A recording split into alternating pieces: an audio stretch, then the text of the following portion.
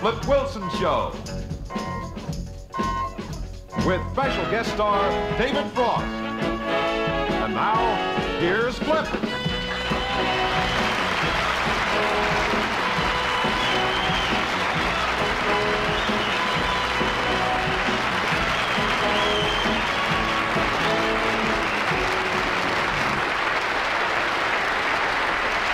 Very much. Welcome to the show. And I want to say that since this is the first program, for quite a while now, everyone's been stopping me and asking me, what's the Flip Wilson Show going to be like? You know, I've been getting calls at my house all hours of the night saying, what's the Flip Wilson Show going to be like? Yesterday, a guy ran into the side of my car at an intersection. And I got out and I walked over to him and he said, I stopped you because I wanted to ask you what the Flip Wilson Show is going to be like. You know? So I've been trying to get it together in a word that I could be as explicit about it as possible. And I decided the best way to put it would be to say, watch out. That's all. Watch out. We're going to have a lot of fun, hopefully. And so far, we've been having a ball. We think you're going to dig it. Now, since this is the first program, everyone figured we should open with a big production number. You know, something really fancy. A lot of great scenery, beautiful costumes, you know, dancing girls, the works. And we gave it serious thought. But when we got into the meetings on the planning of it, we found out that the opening number that we had planned, for this number, it would cost $104,000. I said, gentlemen, this is ridiculous. This show is going to start off in the hole if you do it like that. I said, everybody's seen those fancy production numbers on the other shows. But how many people have ever seen $104,000? You know? So I decided that we'd open this show by showing you what $104,000 looks like. May I have the envelope, please?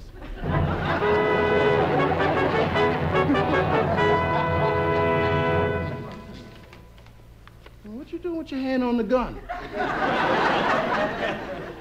You know, people can't relax and enjoy looking at the money and you standing there with your hand on the gun. No, what? I bet if I tripped you and ran, you couldn't catch me. Yeah, well, this is it, ladies and gentlemen. $104,000. $500 is actual cash. Now, wasn't that much better than watching a bunch of girls jumping all around on the stage?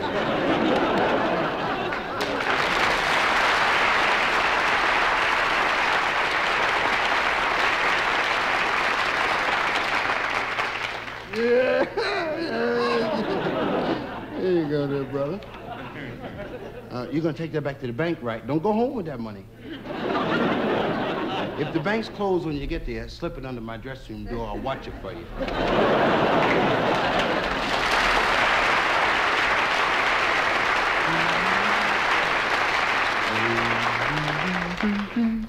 You know, James Brown used to be a fighter. And James is on the show, and we've been discussing fighting during the rehearsal the last few days. And when we were on the subject, the conversation came up. I was telling James about this buddy of mine who took fighting private lessons from Muhammad Ali. Well, let me tell you the way it happened.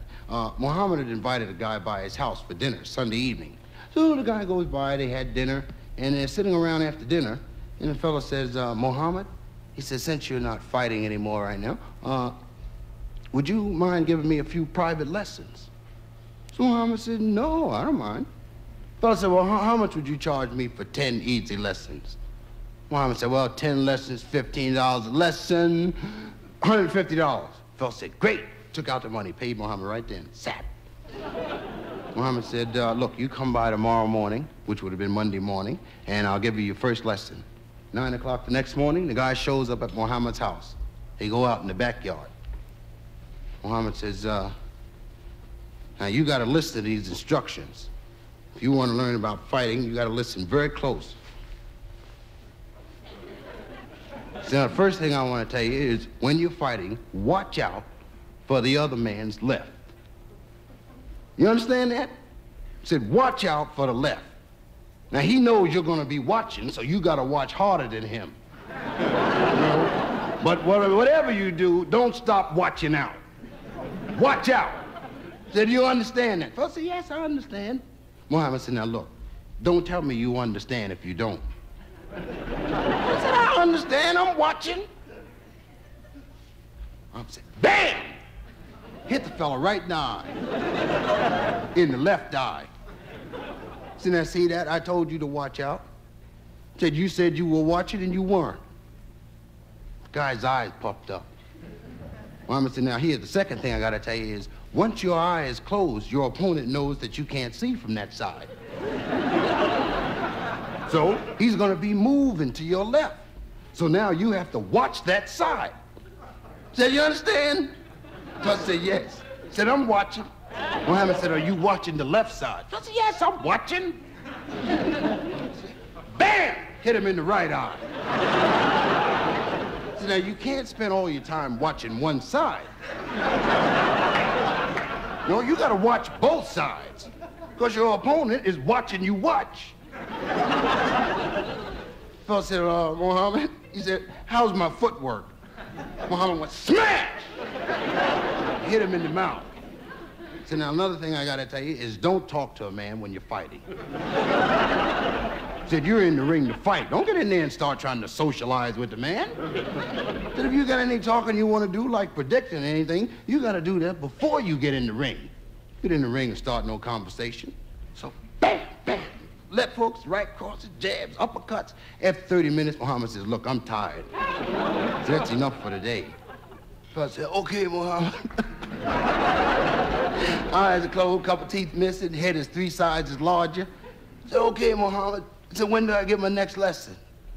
Muhammad said, look, I'll give you next lesson. You show up here Wednesday at 12 o'clock and I'll fix you up. Wednesday at 12 o'clock, the guy doesn't show. Now, Muhammad's a gentleman, you know? He doesn't drink, smoke, run around with reckless women, none of that. And Muhammad gave the guy his word. He was going to give him the lessons, and the guy didn't show up, so Muhammad didn't want the fella to think he was cheating him, so Muhammad went to his house. It would have been the same thing if the fella had been a mountain.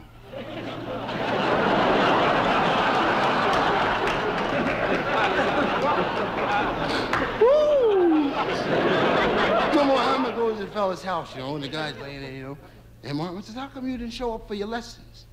The fella said, Muhammad said, I've been intending to talk to you about that.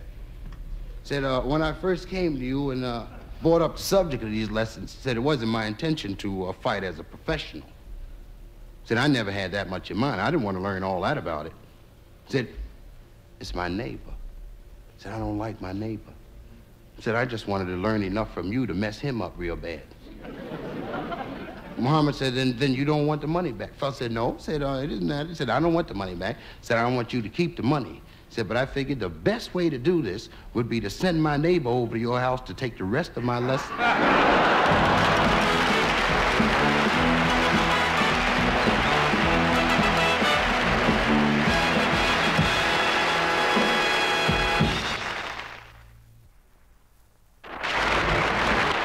Thank you very much. Good evening and welcome to a special edition of the David Frost Show. Tonight, my guest is a very unusual young lady. When she was a little girl, she went to school where she learned that money isn't everything, it's happiness that counts. So her mother sent her to a different school. Tonight, she comes to us as the average woman. Won't you welcome, please, Miss Geraldine Jones?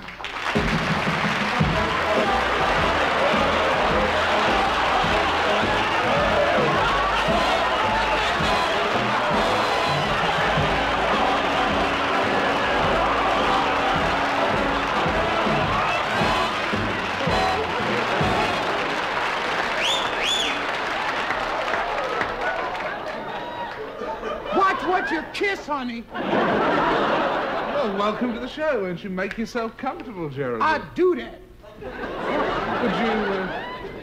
Would you care for a cigarette?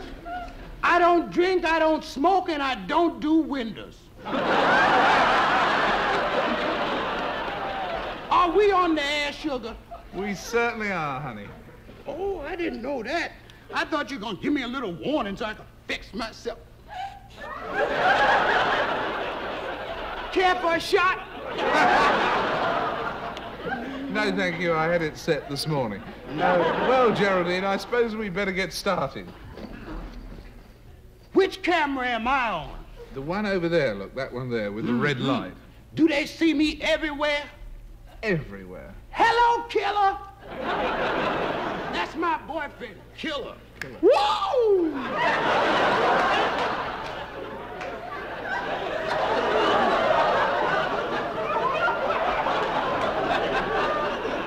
What you see is what you get.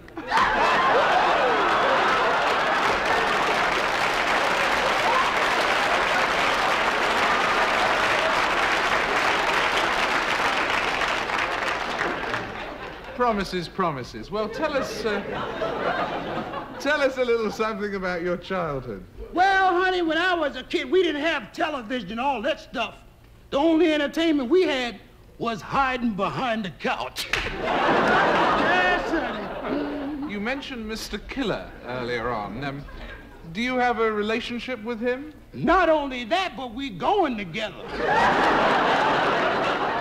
Hi, Killer.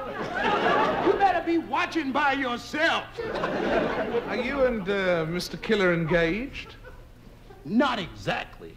What do you mean, not exactly? What I said, not exactly. He gave me a ring, I just couldn't keep up the payments. But he likes you. For instance, does he like your cooking? He raves about it to all his friends. Let me tell you, one time I accidentally put rat poison in the coffee.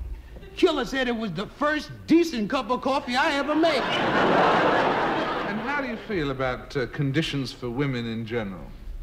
Honey, let me tell you. Beside your show, the news is my favorite program. Your show and the news, I watch them all the time. And I listen to what everybody has to say about everything. But honey, let me tell you, can't nobody tell Geraldine what to say. Geraldine to say what she wants to say. And I've listened to all of them, and it's my opinion that the cost of living's going up and the chance of living's going down.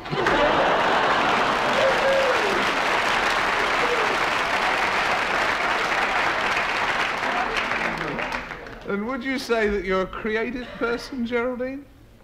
Who do you think made this outfit? Coco Chanel, eat your heart out.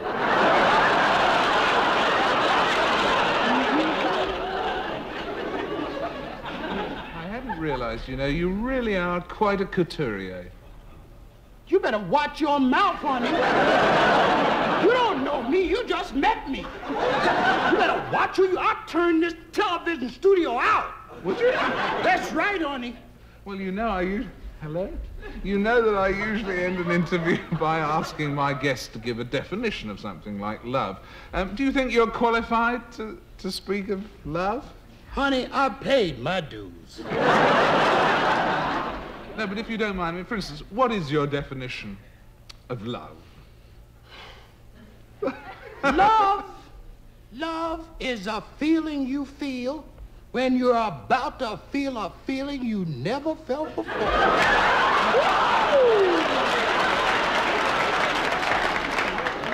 That's marvelous, Geraldine. Incredibly moving statement. You've been a lovely and an interesting guest, and I want to thank you for being with us tonight. Good night. Good night? What do you mean, good night? I didn't even sing yet. You're gonna ask me to sing, ain't you? Sing? You ask all your other guests to sing. Well, I hadn't planned on a song, right here. Well, you better change your plan. I didn't have this trouble with Mom's Maybelline. And I didn't have this trouble with Johnny Carson either. I didn't know you could sing. Well, you know it now. I'm the Wayne Newton of 125th Street. Oh, beautiful. Fancy you being musically inclined. Honey, I got rhythms I haven't used yet. Well, then, Geraldine, Don't fight the field, honey.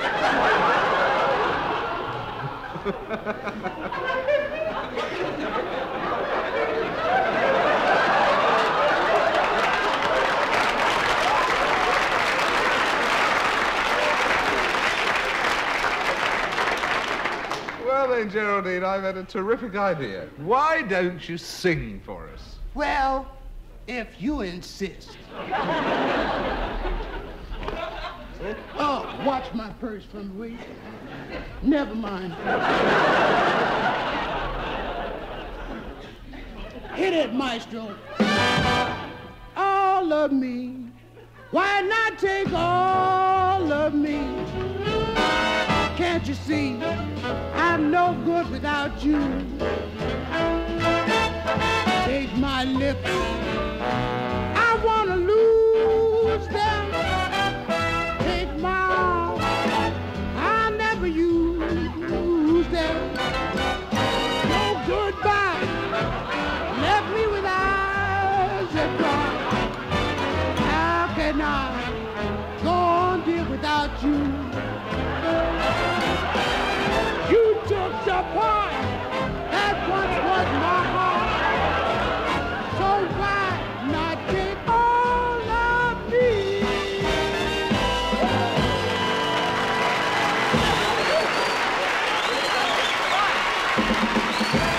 You took the part that once was my heart. So why not take all of me?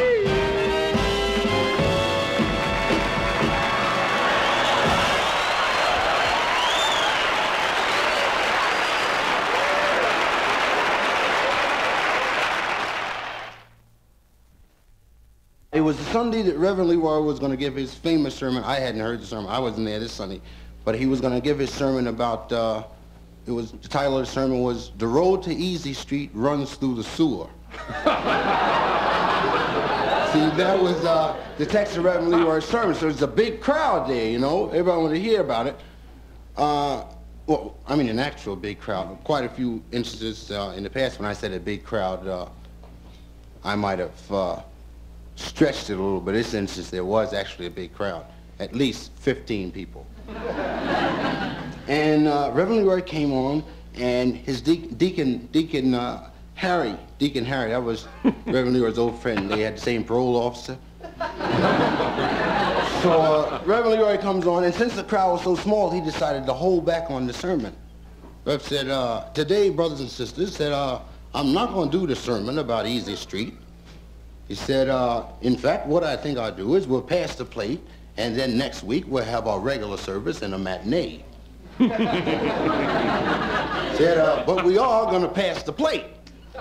So they shot the plate around the room, the plate came back. Reverend Leroy dismissed everybody. Then he called the deacon aside, said, Deke, said, why don't you go home and get your record player, some of them Ray Charles records. I got some sandwiches, and we'll go up to the haunted house and have us a little party. So Deke said, yeah. So Deke ran home, got his record player, you know, Rev got the sandwiches, and he had a little flask. I don't know what was in the flask. I assume it was sacred. The wine? Yes. I guess. Sacred wine. Sacred wine? Yeah. No, it was regular wine. He didn't get it out of no sacred liquor store.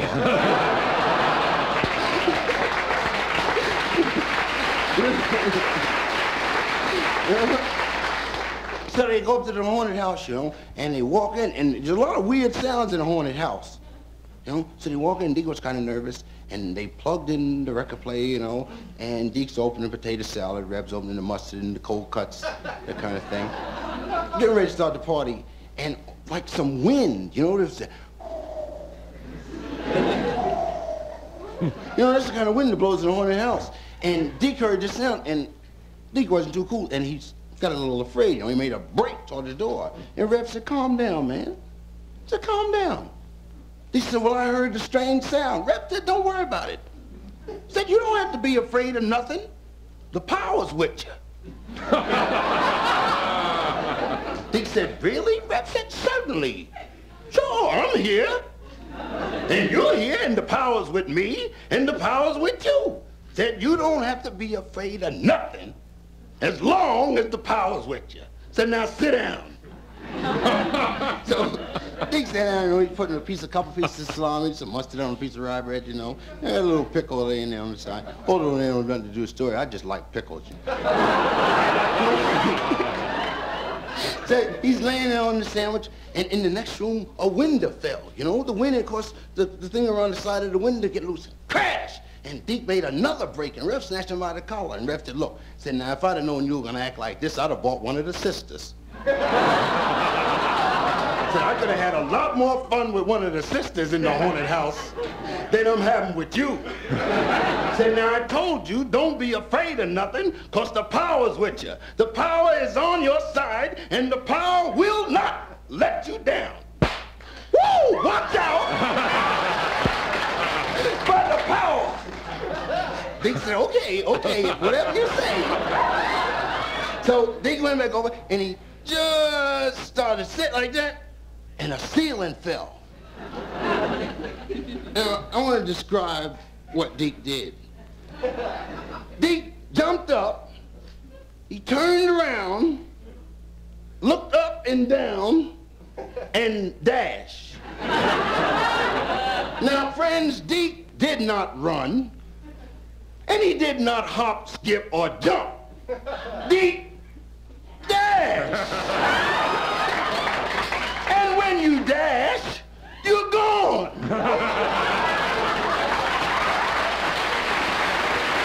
Deke shot down the road. And all of a sudden, the Reverend shot by the deacon.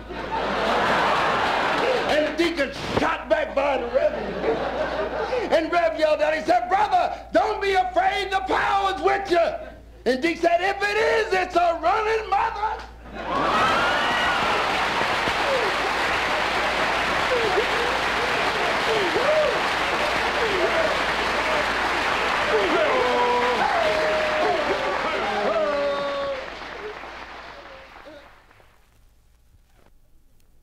Ever since I was a kid, whenever the subject of the Negro's contribution to America has come up, the first mention has always been the blues. Well, I don't want credit for the blues. I don't know who to tell you to give the credit to, but I don't want it. I take great pride in George Washington Carver's contribution through his research on the peanut. And it makes me feel good knowing it was Freddie Johnson, a Negro, who first said, I never dance on an empty stomach unless it's somebody I don't like. But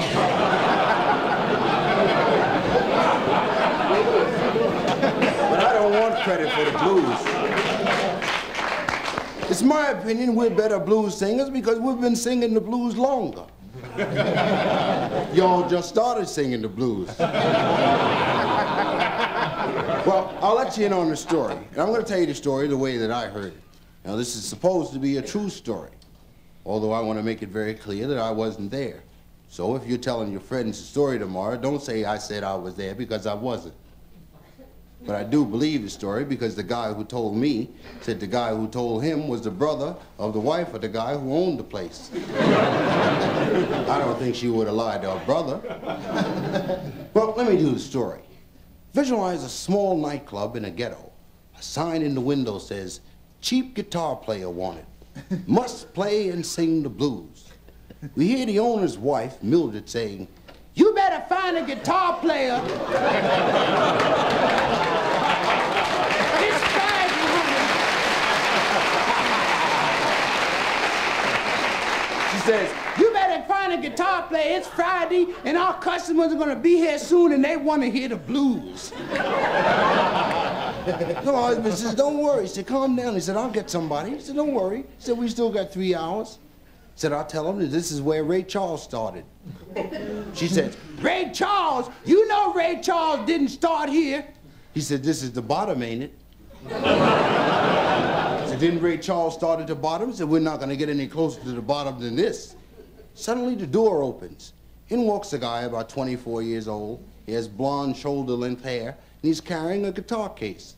You could tell he was poor because he was wearing sneakers, and they were worn down to the top part of the sneaker, where the brand is.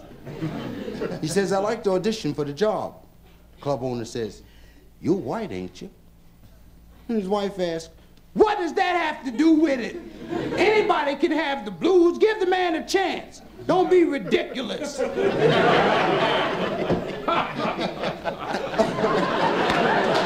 husband said, fellas, and now I don't want you to think that the bucket of blood isn't an equal opportunity employer.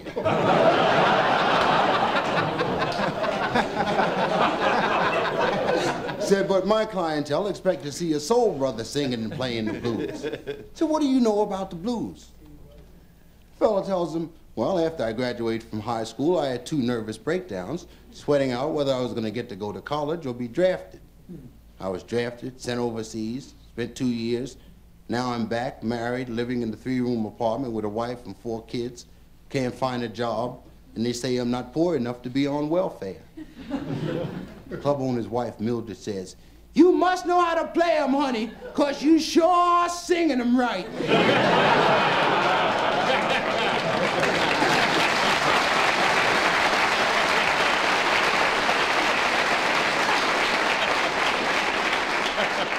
Her husband says, okay, so now suppose I give you the chance. Let's assume that you're up there playing, and one of the customers sees an ex-girlfriend in the place, and he wants to dedicate a number to her. What would you play?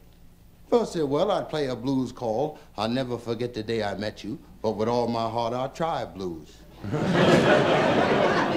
Said, well, suppose she doesn't like this and she wants to dedicate one back to him. What would you play then?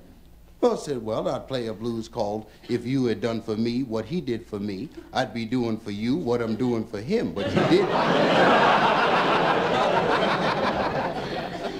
Then his wife, Mildred, jumps in again and says, Do you know a blues called You Can Beat Me Up in Public, Drag My Name Through the Mud, Tear My Clothes Off Me, and Tell Lies About Me if you wanna, but I'm all you got and don't you forget it, honey.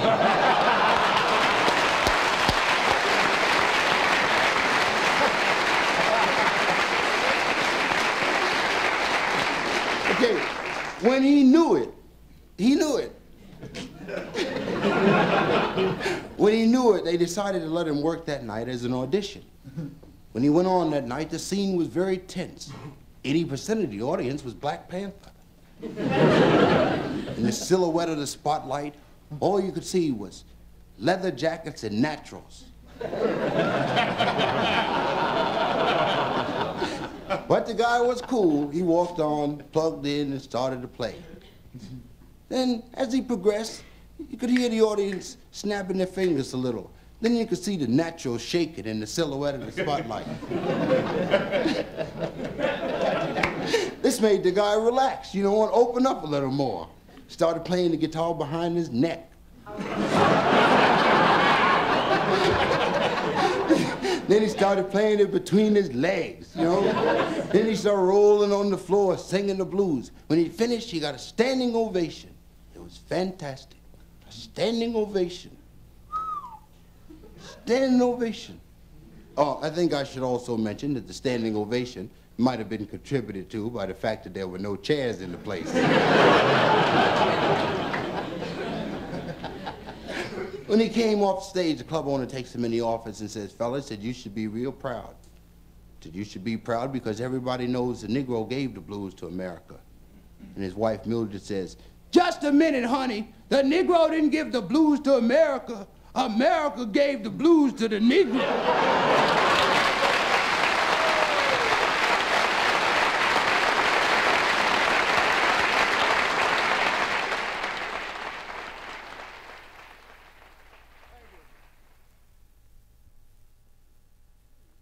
The scene is a small military command post somewhere in South Vietnam. It's early in the morning. Captain Edwards, the company commander, is on the phone. We find Captain Edwards saying, Yes, General. He did. When? Said, General, said, I'll take disciplinary measures. I'll get on the case right away. Said, I don't see why you'd do something like that. I had some and I liked it. So I'll speak to him, General. Okay. Said, send in Private Jenkins. Jenkins comes in. Comes to Jenkins, said, the Army's fed up. You know that, Jenkins? Said, the Army's fed up with you. The Army's fed up and I'm fed up. Said, you know what you should do, Jenkins? You should go someplace and start an army of your own. Because we're not going to let you run this army. That's why we made you a private. Because we didn't want you running this army. Said, Jenkins, you're in a lot of trouble in this army. Said, let me tell you, he said, if I hear of you talking back to a prisoner of war, you're going to the guardhouse. So I just got a call from the general about a letter you wrote complaining about the cream chip beef on toast. So now what's wrong with the cream chip beef? Said, I eat it and I like it. Jenkins said, well, Captain, I'm going to tell you the same thing I told the general in the letter. Said the cream chip beef is too loose.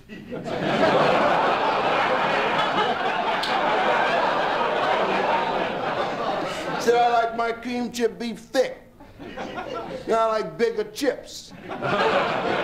Said when my mother used to fix it at home, she used biscuits instead of toast. Said she'd smile and ask me how I felt in the morning as she scooped a big spoonful on my plate.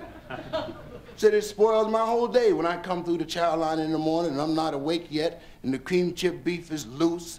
Said and the chips are small and the toast is burnt. Said instead of the cook asking me how I feel, he's yelling, keep the line moving, don't hold up the line. Other guys gotta eat, let's keep the line moving.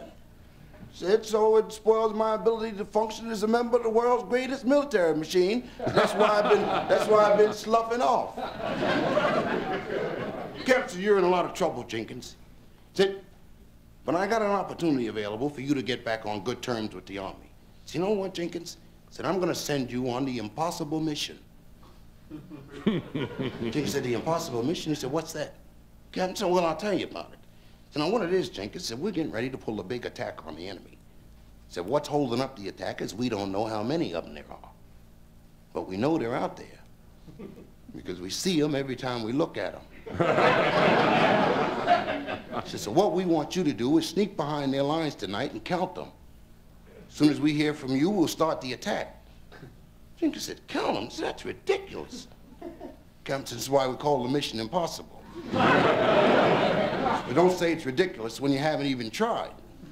So that night, about 9, Jenkins walks off into the jungle and has 2 ballpoint pens and a notepad. About 3 that morning, everyone in the camp is asleep and they heard this weird sound. It was a weird sound like a big giggle and laughing, you know. So they run out of their tents and look, and Jenkins is coming out of the jungle. He had this long rope near 4,000 Viet Cong tied to the rope. The captain runs and said, what's going on, Jenkins? Said, what is this? Jenkins said, they're my prisoners. Said, I captured them. Captain said, well, how? Jenkins said, well, they woke up while I was counting them. And they said, what are you doing? I said, I'm counting you. Said, it's holding up the big attack. So we can't start the attack until we find out how many of you guys there are, and we didn't want to bother you during the day, so the captain told me to come over here tonight and count you. So then they started laughing. So the more I counted, the more they laughed. So I kept counting, they kept laughing. Then when they fell on the ground laughing, I tied them up. The captain said, fantastic, Jenkins. He said, fantastic. He said, I'm going to recommend you for private first class. He said, and I'm also going to put you in for the Congressional Medal of Honor. He said, you go back to your tent, get a good night's rest, and we'll discuss the cream chip beef in the morning. Next morning, Jenkins gets up, he goes over to chow hall, he's walking down the line. First thing he notices is that there's biscuits instead of toast. And he looks, and the cream chip beef is thick, and the chips are bigger. Then he looks further down the line, he looks and he says, Mother! And she says, keep the line moving, honey. Keep the line moving.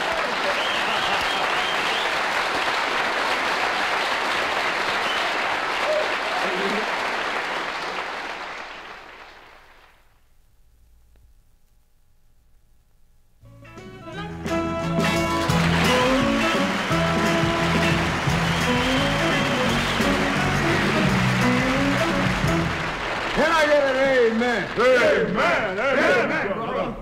Truly wonderful. Welcome to the Church of What's Happening Now. I'm Reverend Leroy.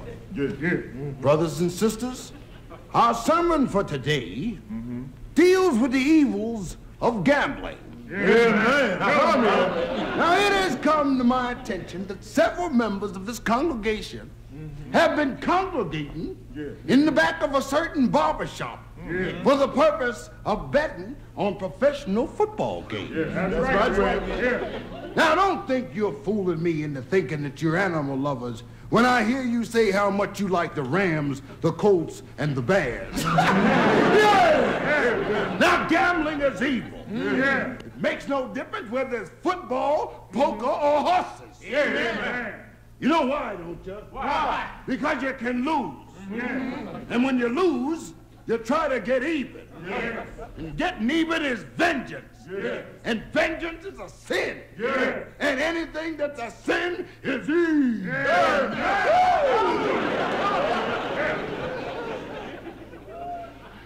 The only true reward comes from an honest day's work. Yes. From 9 to 5, Yes. 8 to 4, Yes. or 10 to 6. Yes. Now, what could be sweeter? 1 to 3.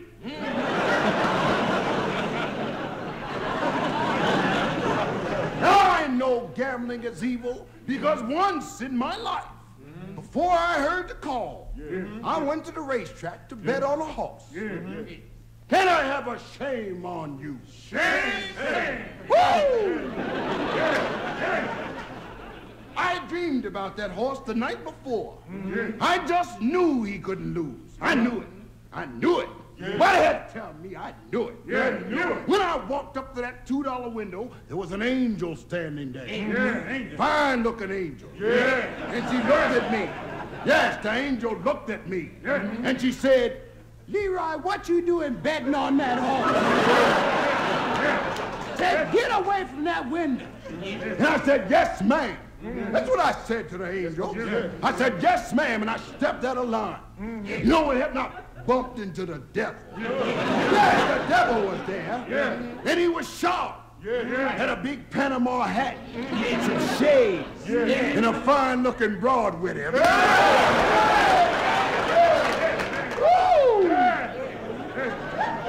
And the devil said, she's right.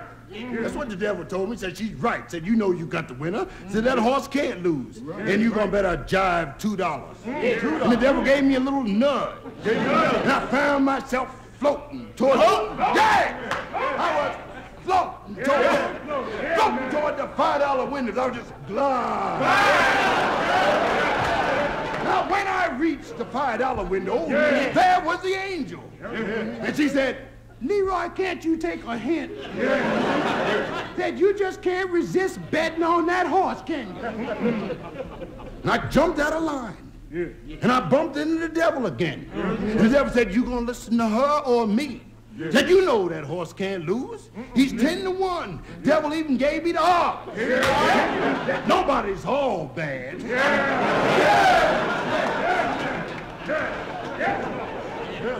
Yes, the devil said, if you bet $5, you're going to win 50. Said, if you bet $50, you're going to win 500. So I dashed. That's what I did. I dashed over to the $50 window. I dashed. Can I get a shame on you? Woo!